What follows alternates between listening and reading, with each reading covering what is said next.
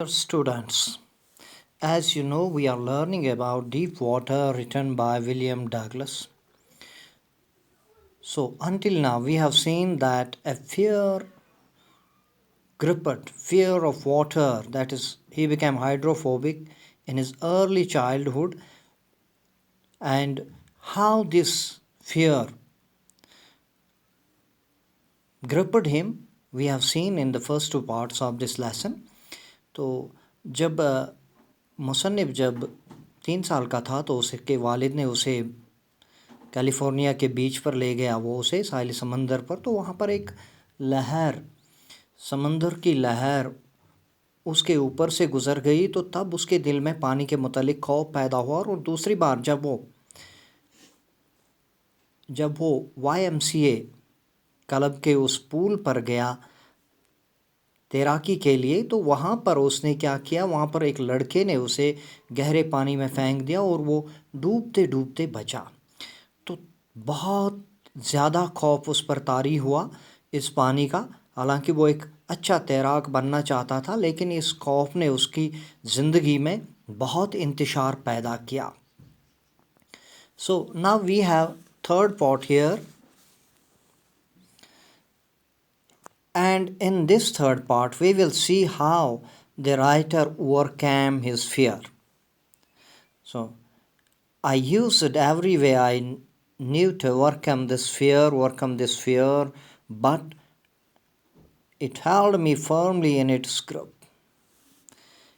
यानी मुसन्निफ कहता है कि ये जो पैरा है इसमें, तो इस पैरा में जो है, इस पैरा में यहाँ से लेके यहाँ तक, तो यहाँ पर क्या किया मुसन्निफ ने, उसने फ़ैसला किया कि मैं इस खौफ पर काबू पाऊँ। और इस खौफ पर काबू पाने के लिए उसने अक्टूबर में क्या फ़ैसला किया, उसने एक स्विमिंग इंस्ट्रक्टर को ले लिया और उससे स्विमिंग सीखने लगा, यानी तैराकी सीखने लगा। तो वो एक पूल पर गया और वहाँ पर रोज़ाना की बुनियाद पर, यानी कि हर रोज़ हफ्ते में 5 दिन, और 5 दिनों में हर रोज़ 1-1 घंटा वो वहाँ पर प्रैक्टिस करता रहा। तो इंस्ट्रक्टर ने क्या किया उसके साथ, उसने एक कमर के इर्द गिर्द एक बेल्ट उसका बांधा और उस बेल्ट के साथ एक रस्सी बांधी, जिस रस्सी जो एक पुली के ज़रिए, यानी कि पुली का मतलब है a wheel with a grooved rim around which a rope, chain or belt passes used to raise heavy weights। यानी पुली हम उस चीज़ को कहते हैं जो जिसके बीच में से रस्सी गुज़रती है, और यानी ऊपरी सतह पर, यानी राउंड उसके रस्सी गुज़रती है ताकि बड़ी बड़ी चीज़ें वो उठा सकने में हमें मदद करे। एंड ग्रू का मतलब है a long narrow cut in a hard material. तो एक लॉन्ग थोड़ा सा वाइड कट सा होता है एक हार्ड मटेरियल में, definitely it will be a metal. तो मेटल से ही पुली बनाई जाती है, तो आयरन की होती है या स्टील की होती है या इसी चीज़ की, हार्ड मेटल की। तो उसी के दरमियान, उसके ऊपरी यानी कि बाहरी सिरे में से, उसी खुदे हुए हिस्से में से ये रस्सी गुज़रती है, उसको चरखा कहते हैं। तो वो घूमता है एक चरखे की तरह। तो उसी को एक केबल उसने बांधी, एक रस्सी बांधी, और उस रस्सी का दूसरा सिरा इंस्ट्रक्टर के हाथ में था। तो हर बार जब भी इंस्ट्रक्टर रस्सी को ढीला छोड़ता था, तो उस पर, यानी मुसन्निफ कहता है कि जब भी रस्सी में ढीलापन आता था तो मुझ पर वो खौफ और टेंशन का मतलब है a feeling of anxiety and mental pressure. And slack means recede, become less tense. और जब वो इंस्ट्रक्टर रस्सी ढीला करता था तो वो खौफ उस पर सवार हो जाता था। लेकिन प्रैक्टिस करने के साथ साथ, यानी कि 3 महीने तक प्रैक्टिस करने के साथ साथ उसमें वो जहनी तनाव और ये कम होने लगा, यानी कि इट स्टार्टेड टू एब आउट, रसीड यानी कि कम होने लगा। तो उसके बाद इंस्ट्रक्टर ने उसे क्या सिखाया? इंस्ट्रक्टर ने उसे ये सिखाया कि वो पानी के अंदर मुंह रखता था और फिर एक्सहेल यानी कि अपनी सांस छोड़ता था और फिर पानी से बाहर मुंह निकाल के अपनी सांस ले लेता था। तो इसको भी उसने बहुत बार दोहराया। तो उसके बाद क्या हुआ कि दूसरी नेक्स्ट यानी कि next he held me at the side of the pool and had the kick with my legs, यानी उसके बाद उसने उसे ये किया कि इस पूल के इस तालाब के किनारे उसे ले जाकर उसकी टांगों को थपथपाने यानी कि उन्हें मजबूती देने के लिए उसे थपथपाया जाता था।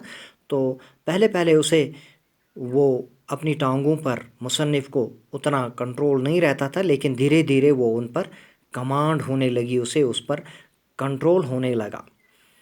और अब बिट बाय बिट यानी कि 10 पीस बाय पीस ही बिल्ट ए स्विमर, यानी अब धीरे धीरे मैं एक तैराक बनने जा रहा था, क्योंकि मेरा इंस्ट्रक्टर जो था वो एक तैराक बनाने जा रहा था। और जब उसने इसे मुकम्मल किया तो इसने इन तमाम चीज़ों को मुझ में इंटीग्रेट क्लोजली कनेक्टेड यानी कि जो भी चीज़ें उसने सिखाई थी उसने इनको इंटीग्रेट किया और मुझ में एक मुकम्मल मैं एक तैराक बना। और अप्रैल में उसने मुझसे कहा कि अब तुम तैर सकते हो। तो मैंने छलांग लगाई और पूरे तालाब को मैंने crawl stroke A style of moving the arms and legs in swimming, यानी क्राउल स्ट्रोक स्टाइल है स्विमिंग का। तो इसी स्टाइल को अपनाते हुए मैंने पूरे तालाब को पार किया। तो उसके बाद इंस्ट्रक्टर का काम ख़त्म हुआ, लेकिन मेरा काम अभी ख़त्म नहीं हुआ था। मैं अब भी हैरान था कि क्या मैं इस खौफ पर मुकम्मल काबू पा सकूंगा या नहीं। मैंने बहुत कोशिश की, तो मैं बहुत बार इस तालाब के यानी इसको पार कर गया, तैरते तैरते फिर दोबारा लौटा, फिर दोबारा पार किया। तो टिन्नी वेस्टेजेस कि wastage means A small remaining pot traces of something, यानी खौफ के चंद अब भी ज़रात मुझ में थे। तो लेकिन मैं आई ऑलवेज फ्राउन, मैं हमेशा इस पर यानी कि इस पर फ्राउनिंग करता था, यानी कि उसे कहता टू बिकम एंग्री विद, यानी मुझे गुस्सा आता था तो खौफ पर। तो मैं उसे कहता कि आप मुझसे क्या करोगे? तो उसके बाद तुम मुझे डराना चाहते हो। लेकिन फिर मैं दोबारा इस तालाब में तैरता था। उसके बाद ये जुलाई तक चलता रहा और अब भी मैं पूरी तरह मुतमईन नहीं था। तो I was not sure that all the terror had left. तो मैंने क्या किया, मैं वेंटवर्थ तालाब पर गया जो न्यू हैम्पशायर में है। वहाँ पर ट्रग्स यानी कि ट्रग्स आइलैंड तक मैं तैर के गया और तकरीबन 2 मील मैंने स्टैम्प आइलैंड तक मैं चला गया और वहाँ से दोबारा लौट के आया। तो मैंने तमाम जो भी स्विमिंग में टेक्निक्स थी, चाहे क्राउल था, ब्रेस्ट स्ट्रोक था, साइड स्ट्रोक था एंड बैक स्ट्रोक, ये तमाम मैंने आजमाई, वहाँ पर इस्तेमाल की। तो एक बार मुझे खौफ का एहसास हुआ और जब मैं इस तालाब के बीच में था, लेकिन मैंने पानी के अंदर अपना मुंह दिया और इस खौफ से कहा कि वहाँ पर सिर्फ पानी ही था और थोड़ी सी miniature much smaller than normal, थोड़ा सा खौफ वहाँ पर मुझे दोबारा हावी हुआ था। लेकिन मैंने मुस्कराया और मैं कहका लगाने लगा। तो मैंने खौफ से कहा कि क्या तुम अब मुझे डराना चाहते हो? तो उसके बाद मैं तैरता चला गया। Yet I had residual doubts. Residual means reminder, यानी जो थोड़ा बहुत रहता है। तो अब भी मुझ में शकूक थे कि मैं पहले ही मौके पर मैं कहाँ गया, मगरिब की जानिब गया और वहाँ पर टाइटन से कॉनरेड मीडोज़ कहते हैं घास के मैदानों को। तो हाई मीडो ऊंचे घास के मैदानों की जानिब गया जहाँ पर वार्म लेक गर्म तालाब है। तो नेक्स्ट मैंने क्या, दूसरी सुबह मैंने क्या किया, आई स्ट्रिपड अनड्रेस्ड। तो मैंने कपड़े उतारे और मैंने इस तालाब में, इस पूरे झील में छलांग लगाई और मैं इसके किनारे तक तैरता चला गया, जिस तरह द कॉर्प्रॉन किया करता था। मैं खुशी से चिल्लाया और गिलबर्ट पीक जो वहाँ पर पहाड़ी थी उससे वहाँ पर इको रिबाउंड होके मेरी आवाज़ आई, I had conquered my fear of water, conquered, overwhelmed, defeated. मैंने अपनी इस खौफ को, पानी के खौफ को शिकस्त दी थी। अब ये तजुर्बा मेरे लिए बहुत ज़्यादा मायने रखता था। सिर्फ वो लोग जानते हैं जिन पर शदीद खौफतारी हुआ हो और जिन्होंने इस पर काबू पाया हो, वही इसकी तारीफ़ कर सकते हैं। मौत में ही सुकून है। So there is terror only in the fear of death, as Roosevelt knew when he said, all we have to fear is fear itself. तो रोजवेल्ट जो अमेरिका के प्रेसिडेंट थे, उन्होंने क्या किया, जिनके साथ मुसन्निफ़ की बिल्कुल अच्छी खासी दोस्ती थी, वो उनके करीबी थे। तो उन्होंने, रोजवेल्ट ने क्या कहा था एक बार कि जिस चीज़ से हमें डरना है वो खुद डर है। यानी कि डर जो है वो मौत की वजह से हम में डर पैदा होता है और हमें इस डर पर काबू पाना चाहिए।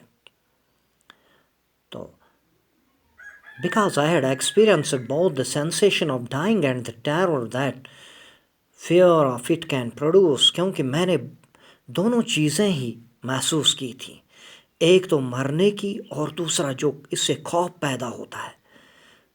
तो the will to live somehow grieve in intensity, तो मेरे ज़िंदा रहने की, मुझे इस खौफ पर काबू पाने की जो मुझ में ख्वाहिश थी वो ज़्यादा बढ़ने लगी। At last I felt released, free to walk the trails and climb the peaks and to brush aside fear, brush aside, to dismiss, to ignore। तो आखिरकार मैं इस बात पर कामयाब हुआ, इस चीज़ में कि मैंने इस खौफ पर काबू पाया और मैं पगडंडियों पर चलने लगा, पहाड़ों पर चलने लगा, चोटियों को सर करने लगा और इस खौफ को एक तरफा छोड़कर इसकी जानिब ध्यान ना देते हुए मैं ज़िंदगी में आगे ही आगे बढ़ता रहा। So this is all about this lesson. Thank you.